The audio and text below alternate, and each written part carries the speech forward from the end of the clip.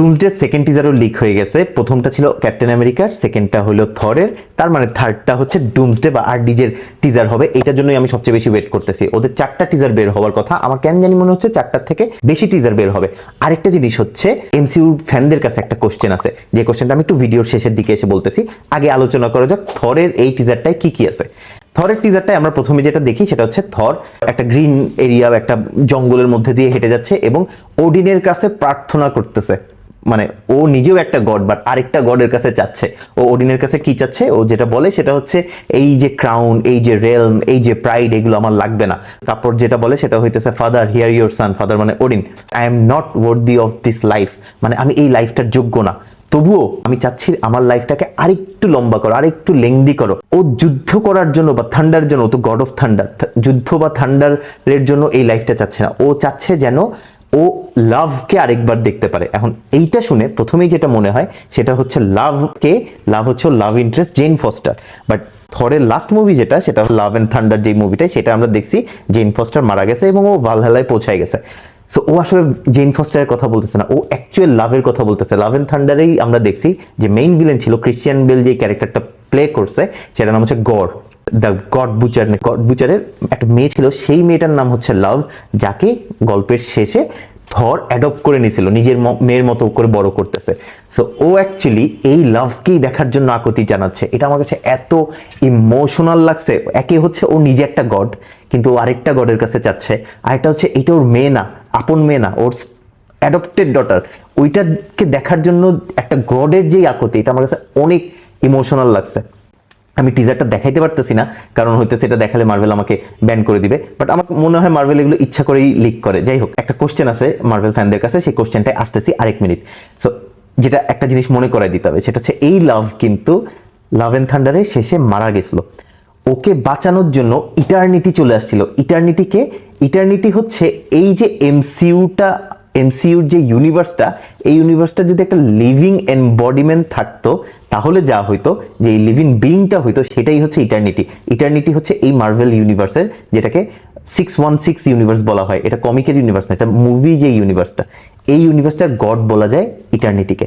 So eternity হচ্ছে নিজে এসে লাভকে বাঁচা দিয়েছিল। সো লাভ হচ্ছে অনেক পাওয়ারফুল একটা ক্যারেক্টার হবে ফিউচারে। এখন আসা যাক মার্ভেল ফ্যানদের কাছে আমার যে কোশ্চেনটা, সেই কোশ্চেনটা হইলো এন্ড গেম শেষ হয়েছিল কিভাবে? ক্যাপ্টেন আমেরিকা টাইম ট্রাভেল করে পাস্টে চলে যায় পেগির কাছে, এবং ও যখন আসে আমরা দেখি অনেক বুড়া হয়ে গেছে, ও আর সুপার হিরো নাই।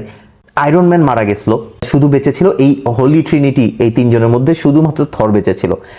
তারপরে যেটা হয়েছে, ওরা নতুন করে ইউনিভার্স শুরু করছিল, অনেক নতুন নতুন ক্যারেক্টার আসছে, অনেক পাওয়ারফুল ক্যারেক্টার আসছে, অনেক সিরিজ আসছে, অনেক মুভি আসছে। বাট স্টিল মার্ভেল কি তাইলে ফেল করলো? কারণ ওদের নতুন কোনো ক্যারেক্টারই, এমন কোনো ক্যারেক্টার বানাতে পারে নাই যেটাতে ফ্যানরা বলবে যে আয়রন ম্যান আমার দরকার নাই, ক্যাপ্টেন আমেরিকা দরকার নাই, এই ক্যারেক্টার আমার সবচেয়ে পছন্দ হয়েছে, এটার জন্যই আমি এমসিইউ দেখবো। এমনভাবে ওরা কোনো ক্যারেক্টারই ডেভেলপ করতে পারে নাই, কোনো ক্যারেক্টারকে জনপ্রিয় বানাইতে পারে নাই, দর্শকদের কাছে পৌঁছে দিতে পারে নাই। তাই ওরা আবারও আয়রন ম্যান, আবারও ক্যাপ্টেন আমেরিকা, আবারও থরকে নিয়ে এসে হোলি ট্রিনিটি যেটা বলতেছি, ওদেরকে নিয়ে এসে মুভি করতেছে। শুধু হোলি ট্রিনিটি না, এটা হচ্ছে এন্ড গেমের পরে রুসো ব্রাদার্স, যারা হচ্ছে এন্ড গেমের ডিরেক্টর ছিল, এখন হচ্ছে তারা ডুমসডেও ডিরেক্ট করতেছে। এই দুইজন ডিরেক্টরেরও আসলে এমসিইউতে আর কাজ করার কথা না। ওরাও বলছিল যে ঠিক আছে, অনেক হয়েছে, আমরা এখন অন্যদিকে মুভ করব। বাট ওদেরকেও ফাইনালি ব্যাক করা হয়েছে।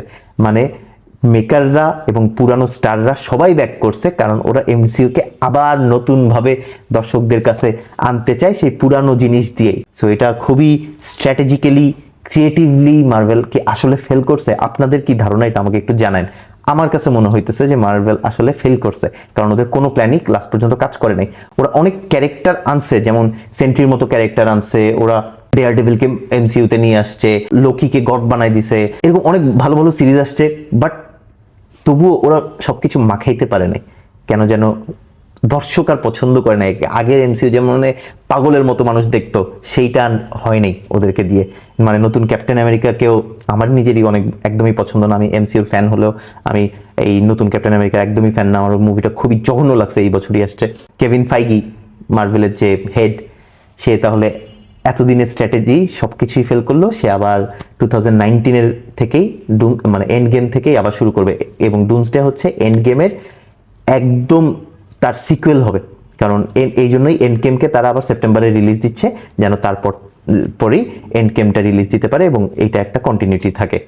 সো এটা অ্যাকচুয়ালি স্যাড যে এতগুলা বছর আমরা এই ফ্র্যাঞ্চাইজটাকে দিলাম এবং ফ্র্যাঞ্চাইজটা আমাদেরকে কিছু দিতে পারলো না। আপনাদের কি মনে হয় আমাকে জানান।